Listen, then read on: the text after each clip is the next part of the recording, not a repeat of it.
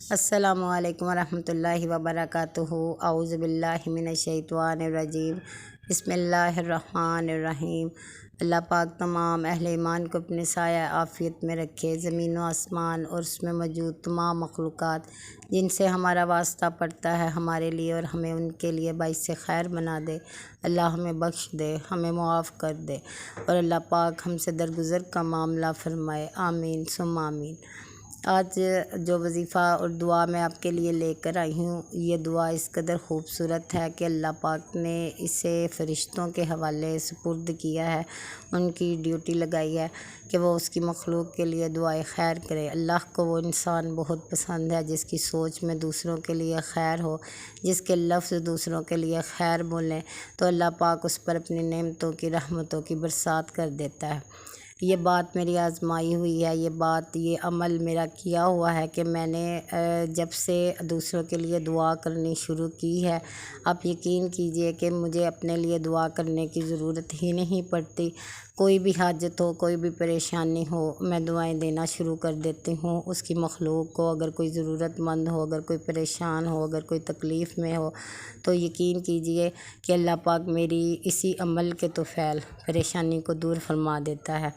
جیسا کہ میں نے آپ کو بتایا کہ فرشتے بھی تمام مومنوں کے لیے دعائے خیر کرتے ہیں، بخشش کی دعا کرتے ہیں، تو ایک ایسی ہی دعا ہے جو اللہ پاک نے ہمیں عطا فرمائی ہے کہ اگر ہم وہ دعا کرتے ہیں اور لا تعداد کرتے ہیں، خاص طور پر جمعے والے دن اگر اس کو کیا جائے اس لیے کہ اللہ کی رضا حاصل کی جائے، اللہ ہم سے راضی ہو، تو اس دعا کے بعد ہم جو اللہ سے خیر مانگتے ہیں اللہ پاک ضرور عطا فرما دیتے ہیں۔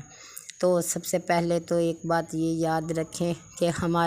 ہمارے برا سوچنے سے، کسی کے متعلق برا کرنے سے کچھ بھی نہیں ہوگا، کیونکہ اللہ تعالیٰ نے ہر خیر اپنے ہاتھ میں رکھی ہے۔ جیسے کہ اللہ پاک نے قرآن پاک میں فرمایا ہے کہ اگر دنیا تمہارا بھلا کرنا چاہے، جب تک میں نہ چاہوں تو تمہارا بھلا نہیں ہو سکتا۔ اگر ساری مخلوق مل کر بھی برا کرنا چاہے تو جب تک میں نہ حکم دوں تو کوئی برا نہیں ہو سکتا۔ تو یہ بات سوچ کر ہمیں چاہیے کہ ہم نہ تو کسی کا برا سوچیں، کیونکہ ہونا تو وہی ہے جو اللہ پاک کی مرضی ہے۔ تو برا سوچنے سے کچھ نہیں ہوگا، اپنا ذہن صاف کرے، اپنا دل صاف کرے، تمام مومنوں کو جو آپ کے رشتہ دار ہیں ان کو معاف کریں، ٹھیک ہے۔ اللہ کے پسندیدہ ان میں سے کوئی بندہ بھی ایسا ہو سکتا ہے جو اللہ کو بہت پسند ہو، اپنے عمل کی وجہ سے ہو سکتا ہے اس نے توبہ مانگی ہو، توبہ کی توفیق مانگی ہو، کیونکہ ہم بھی جانتے ہیں کہ بعض اعمال ایسے ہیں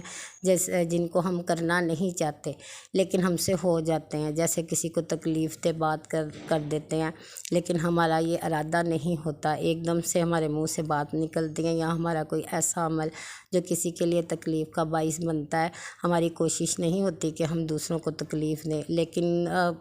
کر جاتے ہیں، ہو جاتا ہے، ٹھیک ہے۔ تو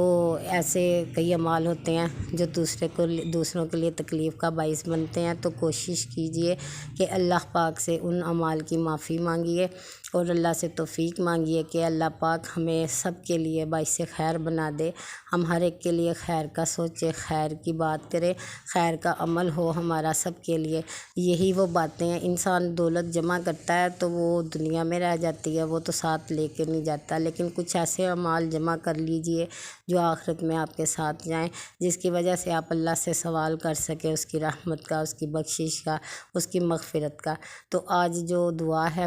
یہ دعا آپ کرنا شروع کریں،